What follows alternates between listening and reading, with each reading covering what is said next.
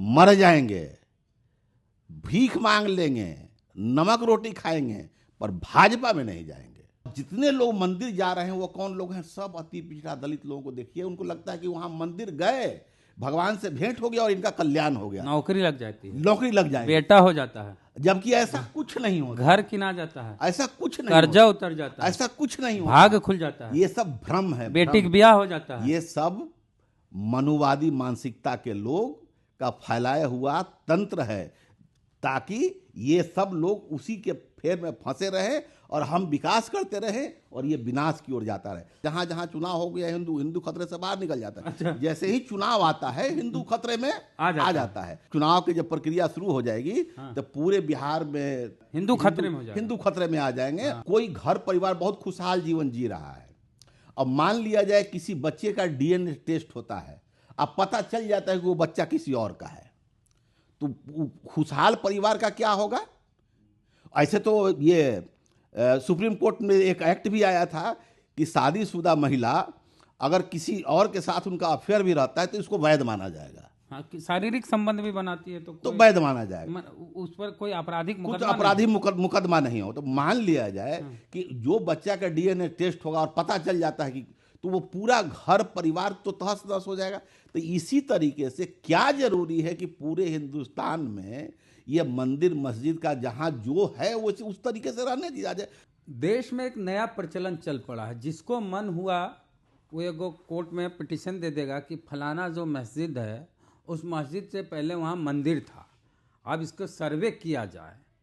और ये संभल में हुआ, और वहाँ क्या हुआ सबको पता है, 5 लोगों की जान गई, अल्पसंख्यक समुदाय के लोगों का विवाद होने के बाद।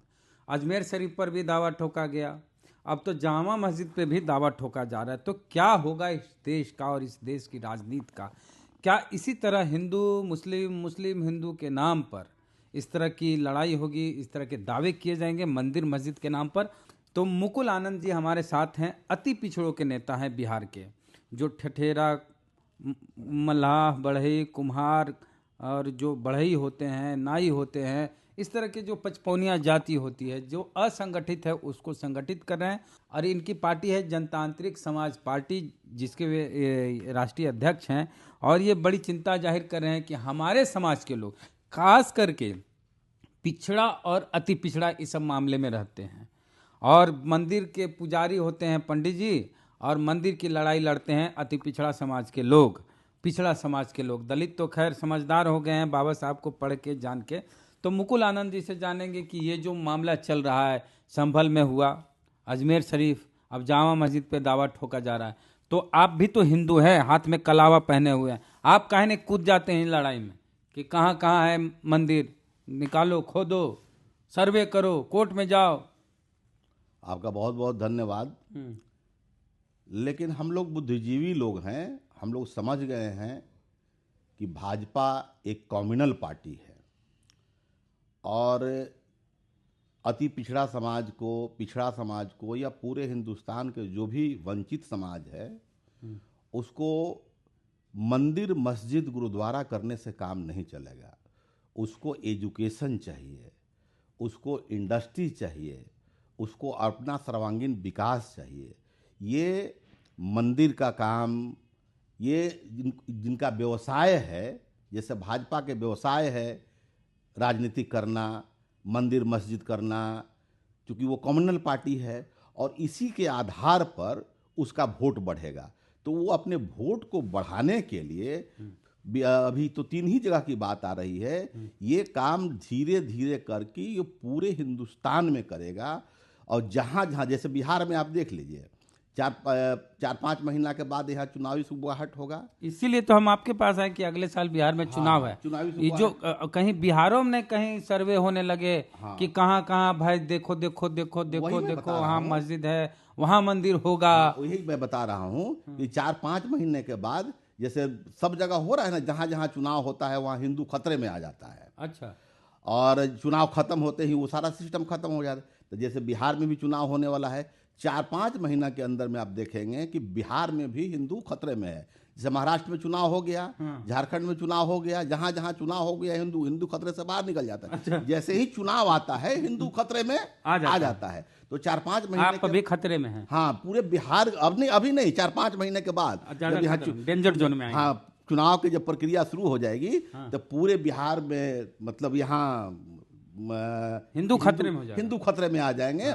और उसके बाद पूरे बिहार के जितने भी अति पिछड़ा लोग हैं, दलित समाज के लोग हैं, जो उतने मानसिक रूप से प्रौढ़ नहीं हैं, आज अब जितने भी मंदिरों में जाने की बात करिए, चाहे बाबा धाम जाना हो, चाहे कहीं जाना हो, तो आप देखिएगा वहाँ पर जो समाज बुद्धिजीवी समाज हैं उनकी संख्या वहाँ नगण्य रहती है। और जितने लोग मंदिर जा रहे हैं वो कौन लोग हैं? सब अति पिछड़ा दलित लोगों को देखिए, उनको लगता है कि वहाँ मंदिर गए, भगवान से भेंट हो गया और इनका कल्याण हो गया, नौकरी लग जाती है, नौकरी लग जाएगी, बेटा हो जाता है। जबकि ऐसा कुछ नहीं होता, घर किना जाता है, ऐसा कुछ नहीं, कर्जा उतर जाता है, ऐसा कुछ नहीं होता, भाग खुल जाता है, ये सब भ्रम है, बेटी का ब्याह हो जाता है। ये सब मनुवादी मानसिकता के लोग का फैलाया हुआ तंत्र है, ताकि ये सब लोग उसी के फेर में फंसे रहे और हम विकास करते रहे और ये विनाश की ओर जाता रहे।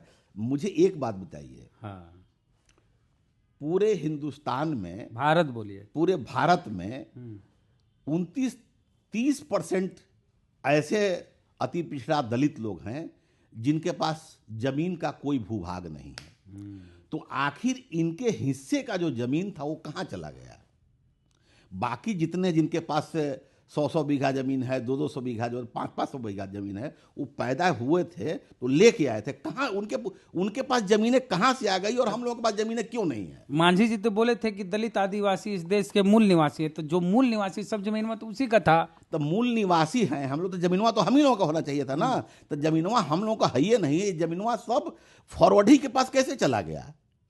आखिर इसका कुछ तो आधार होगा। जैसे आज कह रहे हैं ना कि फलाने मस्जिद के पीछे मंदिर है, तो अगर मान लिया जाए कि इसको अगर विधिवत सर्च किया जाए तो पहले तो हिंदुस्तान में बौद्ध धर्म था, तो बौद्ध तो जितने भी पूरे हिंदुस्तान में मंदिर था या मस्जिद है तो उसके पीछे तो बौद्ध मंदिर हुआ करता होगा, फिर उसको लोग चेंज करके मंदिर मस्जिद बनाए होंगे, फिर मंदिर बनाए होंगे, या जब जिस तरीके से चेंज, जब नियम बन गया था कि आज़ादी के बाद 1991 में स्थल अधिनियम 1991 में बन गया था कि जब इसके साथ छेड़छाड़ नहीं होगा, जब छेड़छाड़ नहीं होगा तो अब इसको छेड़छाड़ करने से क्या निकलेगा? पूरे हिंदुस्तान का जो भी मंदिर मस्जिद का विवाद है ये हर घर को जला देगा। और इसको अगर जलने से बचाना है तो जितने भी लोग हैं उन लोगों से आग्रह है कि ये मंदिर मस्जिद की विवाद में न फंसे। आखिर जिसका जो धर्म है, मंदिर है तो मंदिर में जाके पूजा करिए। अब डीएनए चेक कराएगा तो क्या होगा? डीएनए चेक कराएगा। डीएनए मान लिया जाए तो कोई घर परिवार बहुत खुशहाल जीवन जी रहा है, अब मान लिया जाए किसी बच्चे का डीएनए टेस्ट होता है, अब पता चल जाता है कि वो बच्चा किसी और का है, तो खुशहाल परिवार का क्या होगा? ऐसे तो ये सुप्रीम कोर्ट में एक एक्ट भी आया था कि शादीशुदा महिला अगर किसी और के साथ उनका अफेयर भी रहता है तो इसको वैध माना जाएगा। हाँ, शारीरिक संबंध भी बनाती है तो वैध माना जाएगा, उस पर कोई आपराधिक मुकदमा नहीं हो। तो मान लिया जाए कि जो बच्चा का डीएनए टेस्ट होगा और पता चल जाता है कि, तो वो पूरा घर परिवार तो तहस नहस हो जाएगा। तो इसी तरीके से क्या जरूरी है कि पूरे हिंदुस्तान में ये मंदिर मस्जिद का जहाँ जो है वो उस तरीके से रहने दिया जाए। जिसको जो पूजा जहाँ कर रहा है मंदिर में, बहुत अच्छी बात है, मंदिर में पूजा करे, जहाँ मस्जिद है मस्जिद में, जहाँ गुरुद्वारा है वहाँ करे। लेकिन ये छेड़छाड़ करके आप हिंदू विरोधी हैं? हम हिंदू विरोधी नहीं हैं। आप हिंदू विरोधी हैं? आप देखिए, अगर हम हिंदू विरोधी होते तो हाथ में कंगन पहनते। हम हिंदू के जो ठेकेदार हैं, हिंदू को जो बांटने का काम कर रहे हैं, आपस में जो लड़ाने का काम कर रहे हैं, हम उसके विरोधी है। हम खुद मंदिर जाते हैं, हम खुद पूजा करते हैं, हम क्यों हिंदू विरोधी रहेंगे भाई? आप नहीं चाहते हैं कि कोई नया मंदिर बन जाए?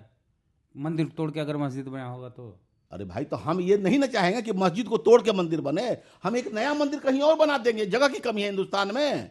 लेकिन एक जहां शांतिपूर्वक सारा सिस्टम चल रहा है, कहीं मस्जिद है तो भाई ठीक है, उनको इबादत करने दो, हम अपना मंदिर कहीं और बना लेंगे, हमारे पास जगह की कमी है। कहने का मतलब है पूर्वजों की के द्वारा की गई गलतियों को सुधारने का मौका चाहते हैं ये, कि अगर मुस्लिम समुदाय के लोग आक्रांता अगर किसी मंदिर को तोड़ के उसको वहाँ पे मस्जिद बना दिए तो उसको सुधारने का प्रयास कर रहे हैं, जो इस तरह का चाहते हैं तो कि ये जो 1991 में जो एक्ट बना था, किस लिए बना था? वो तो नहीं सुधारा नहीं जा सकता, जो है जैसे वैसे रहेगा। वैसे रहेगा। लेकिन डी.वाई. चंद्रचूड़ का एक मौखिक बयान आया था जो चीफ जस्टिस हुए, जब चीफ जस्टिस नहीं हुए थे तब इस तरह का मौखिक बयान उनका आया था, मौखिक निर्देश कहिए जो भी हो, बयान आया था।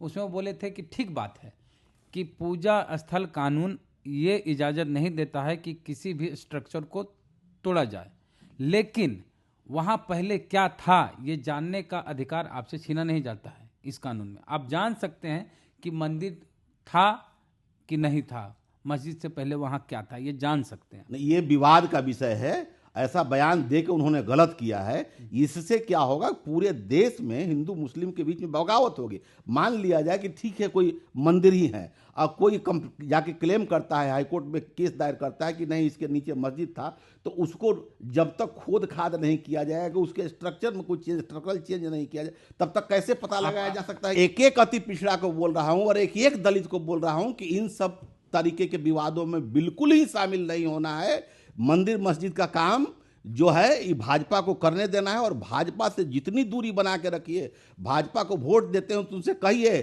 कि हमको स्कूल चाहिए, हमको इंडस्ट्री चाहिए, हमको हॉस्पिटल चाहिए, हमको मस्जिद मंदिर करने का फुर्सत नहीं है। हम तो हमारी स्थिति तो ये है कि कमाएंगे नहीं तो खाएंगे नहीं, तो हम कमाने के लिए न आगे बढ़ें। हमारा पारिवारिक डेवलपमेंट हो, हमारा आर्थिक डेवलपमेंट हो, हमारा शैक्षणिक डेवलपमेंट हो, इसके लिए हमको काम करने की जरूरत है। ये बात हो गई मंदिर मस्जिद की। अब आपकी बात करते हैं।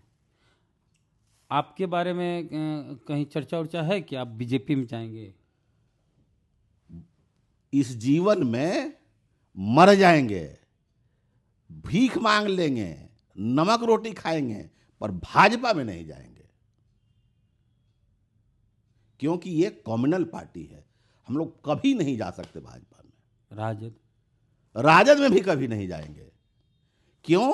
कि आज के डेट में हमारे अति पिछड़ा समाज पे, दलित समाज पर जिसका हम काम कर रहे हैं, वंचित समाज पर सबसे ज्यादा अत्याचार अगर कोई कर रहा है तो ये नए सामंतवादी जो लोग हैं, 80% केस में इनकी संलिप्तता है। इसी वजह से हमारा अति पिछड़ा समाज जो है, दलित समाज है, भाजपा को स्वेच्छा से वोट नहीं देता है, ये मजबूरी में वोट दे देता है कि अगर इसको वोट दे देंगे तो कम से कम इनकी सरकार नहीं आएगी और इनका अत्याचार नहीं बढ़ेगा। किनका? नए सामंतवादी का। कौन है नए सामंती? वो आप खुद सोचिए। नहीं, हमको नहीं पता, आप बताइए। अब तो हमको भी नहीं पता नया सामंतवादी कौन है। तो फिर बोले आप नया सामंती कौन है? आप पूरे ही बिहार में पता कर लीजिए कि आज के डेट में पूरे ही बिहार में नया सामंत कौन है। आपका इशारा यादव की तरफ है। आप खुद समझ, आप कह रहे हैं तो आप अलग बात है, मैं तो नहीं कह रहा हूं कि यादव की तरफ है, लेकिन नया सामंत है यहां, जिसके वजह से भाजपा को बहुत फायदा हो रहा है, जेडीयू को बहुत फायदा हो रहा है। कोई भी लोग इस तरीके के जो विचारधारा के लोग हैं भाजपा को वोट नहीं देना चाहते हैं, लेकिन मजबूरी बस, और भाजपा से लग रहा है कि हमको तो मंदिर मस्जिद के नाम पे वोट मिल रहा है, ये हो रहा है। और लेकिन जिस तरीके से चल रहा है बिहार में, अति पिछड़ा के विकास के लिए, दलितों के विकास के लिए इन लोगों को काम करना चाहिए। आप जाके देखिए गांव देहात में क्या हालात हैं उनके, बद से बदतर हालात हैं। खाने के लिए लोग तरस रहे हैं, लेकिन कोई काम नहीं है, हिंदू कोई व्यवसाय नहीं है। हिंदू जितने पटना के मार्केट, पटना के मौर्या लोग जाके देख लीजिए ना, जितनी दुकानें हैं सब ठप पड़ी हुई है। आप मॉल जाकर देख लीजिए, जितनी दुकानें ठप पड़ी, जितना व्यवसाय पूरे बिहार का सब ठप पड़ा हुआ है। जब तक देश में भाजपा रहेगी और खासकर नरेंद्र मोदी और अमित शाह रहेंगे, इस देश का भला नहीं हो सकता।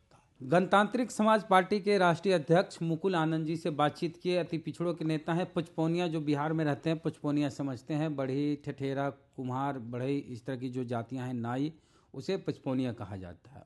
उनको संगठित कर रहे हैं, उनके नेता हैं।